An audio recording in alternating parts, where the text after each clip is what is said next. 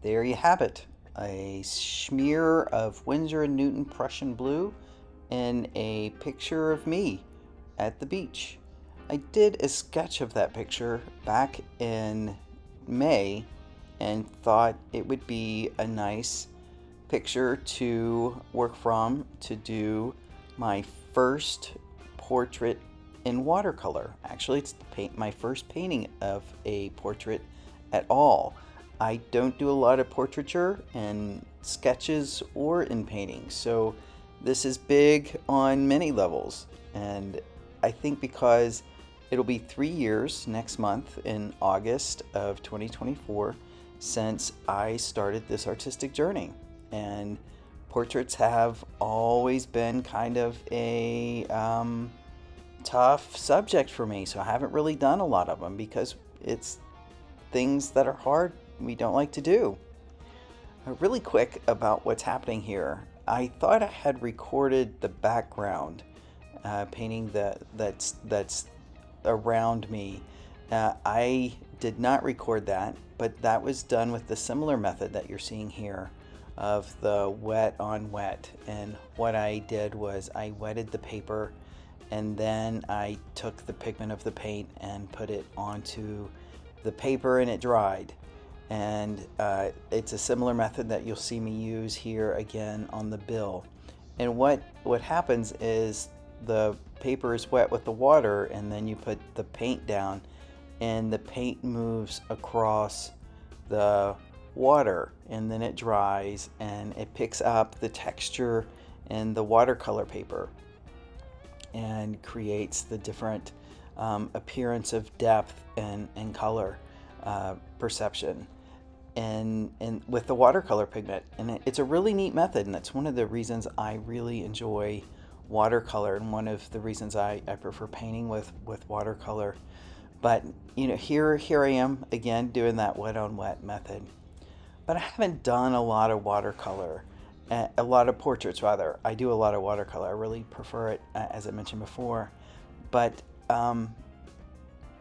portraits are really hard, and I don't want to do one of someone and then them feel like I didn't do them right, that they felt ugly or whatever.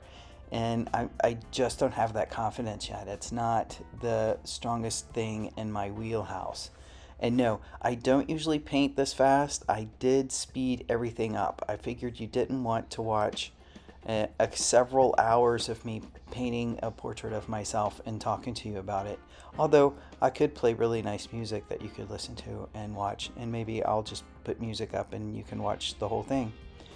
And as the paper dries and the paint dries, and you might see me touch it with the back of my hand, and I'm trying to see how dry it is and if I can go in there and put in some of those details and to keep adding those layers of paint to the paper without making it muddled. And you'll see me go back over a couple of spots because you have to wait for the paper to dry and to be able to get that in there. And I've slowed it back down again, but I still don't paint this fast. But why is it in blue? I like black and white photography, and one of the things that I do with watercolor is I'll frequently paint in a grayscale or in sepia tone. It's something that I really appreciate, creating the texture and the depth and the perspective through the watercolor and using one color. And for me, it helps me to learn the technique without worrying about getting the colors right. And I also appreciate the monocolor of paintings and photography. And the other day I was walking past a blueprint of a building and I thought, oh, that's what I'm going to do my portrait in. And I had already sketched this, and you saw the outline that I had put onto this paper and to follow as little guide marks. And I thought, I'm gonna do that in Prussian blue. And why Prussian blue? Because we all have our own blueprint. We have our different life experiences. We come from different things. We're built in different ways, and we might change out our glasses. We might get some remodeling done. This year I've had 2 knee replacements. This was actually my first painting that I did after the second knee replacement, because I could sit comfortably long enough to be able to paint and to be able to focus on a painting. Because as you see, you have to sit for a while. And this, like I said, this is in hyperspeed. It's fast. It's in a fast forward. I don't paint this fast. This was an all day painting, and so I haven't been able to sit. But much like remodeling our homes, it's a little bit uncomfortable. It's a little bit messy, and we all go through those experiences. And our blueprints change a little bit, and different things happen, and different experiences and different ways that we grow and we change and we evolve, but we all have our own unique blueprint. And while I was painting this, I thought, I think this is what I'm going to do. Should I come a point in my life that I'm doing a lot of portraits, I'm going to let people know, hey, your portrait's going to be in Prussian blue, and this is the reason why. Because I want us to look at our blueprints. And for me, this knee replacement has been a journey, as many things in our life is a journey, and it's a part of growth. And we learn about ourselves, and we look into ourselves in different ways and find out things about ourselves, and in the process of different experiences. And I felt it was really symbolic to do not only a self-portrait, but to do one that looked like a blueprint. And so that's why it's in blue. And I'm wrapping up here. And like I said, you've seen me bounce back and forth on the paper, trying to get to the different dry spots.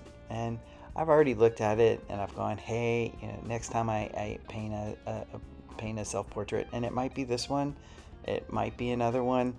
But I already know what I want to do to work on, to do differently.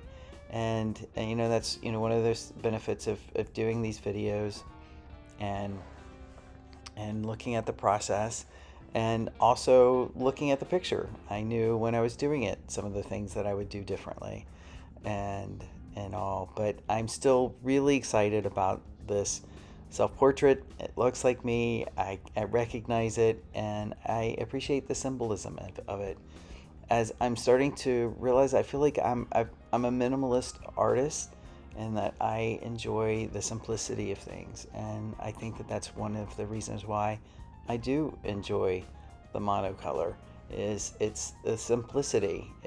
It's not the complexity of color and design and different things. And that's who I am, and everybody brings something different into the world, and that's one of the beautiful things about art. Some of the things I went after the paper had dried for a little bit, and I went in and I worked some more on the ear, and I did a couple of other touch-ups, and you'll see in the final shot here. Thanks for sitting and watching. I've appreciated it, and let me know what your changes are, your big monumental things in your life. Have a good day.